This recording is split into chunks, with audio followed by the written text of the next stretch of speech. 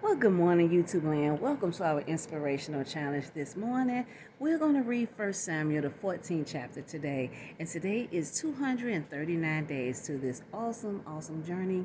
And let's go ahead and read the Amplified. Well, I'm reading the Amplified version of the Bible. Please follow along to the best of your ability. And let's go ahead and get started. I'm having water, by the way, this morning. One day, Jonathan, son of Saul, said to his armor bearer, "Come, let us go over to the Philistine garrison on the other side." But he did not tell his father. Saul was remaining in the outskirts of Gibeah under a pomegranate tree in Migron, and with him were about 600 men. And Ahiah, son of Ahitub, Ichabod's brother, son of Phinehas, son of Eli, the Lord's priest in Shiloh, wearing the ephod. And the people did not know Jonathan was gone. Between the passes by which Jonathan sought to go over to the Philistine garrison, there was a rocky crag on the one side and a rocky crag on the other side. One was named Bozaz and the other Seneh. The one crag rose on the north in front of Michmash, and the other on the south in front of Geba. And Jonathan said to his young armor bearer, "Come and let us go over to the garrison of these uncircumcised. It may be that the Lord will work for us, for there is nothing to prevent the Lord from saving by many or by few." And his armor bearer said to him, "Do all that is in your mind. I am with you in whatever you think." Jonathan said, "We will pass over to these men, and we will let them see us.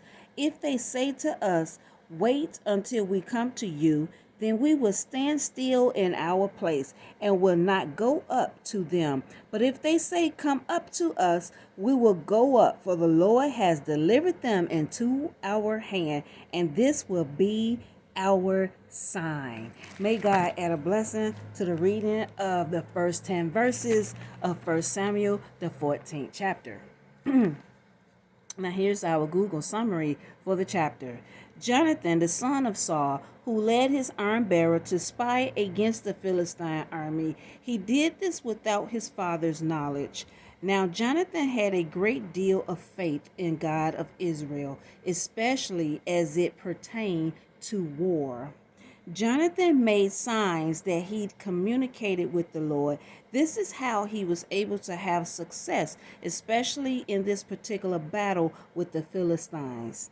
Meanwhile, back at the camp, Saul and company realized Jonathan and his arm bearer were not present, and they heard the noise of battle with the Philistines. The Philistines were being destroyed, and Saul called a fast as the battle continued. Jonathan didn't hear about the fast and ate some honey later on. He wished Saul didn't call a fast because the mere taste of honey gave him much more energy to fight. The son of Saul believed if the entire company ate, they would have destroyed more Philistines completely. Saul was going to have his son killed because of the vow, but the people said Jonathan was the very reason they were beating the Philistines.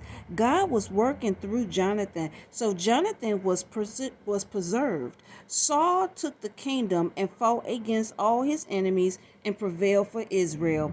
The chapter ended with a description of Saul's family. The king of Israel had 3 sons and 2 daughters. His wife, Ahinoam, and his uncle, who was the general of his army, named Abner. Saul began recruiting any strong and violent man to become a part of his army. May God add a blessing to the reading of his wonderful word. And yesterday, not only did 1 Samuel 13 gave us a brief introduction of David that's coming into the picture soon, I didn't mention that it also introduced Jonathan, because we had not heard about Jonathan up until yesterday. So that's just some food for thought, and just for us to just stay in this chapter, remain faithful, and look forward to more and more exciting things taking place in 1 Samuel. Like the video, enjoy the rest of your day, and remember, God is with us. Even if sometimes we feel like we're going through that little storm. And sometimes in storms, when you're running for shelter, you're looking for shelter. Guess what? There's peace in knowing God. Amen. And that's for anybody who needs to hear that today. And I am one of them, because we're still going through some storms concerning my father. But when I talk to him today, I am going to remind him, and I probably don't have to remind him, but I'm going to remind him to sing. I'm going to remind him to sing, because I noticed that when he sings, it gives him strength, it comforts him. And I'm going to remind him that as he lay in the hospital, to just sing, just start singing. Don't focus on his circumstances. You know, it's really sad. I'm going to say this right quick. I know the COVID thing is going on, and my dad doesn't have COVID. I just want to throw it out there.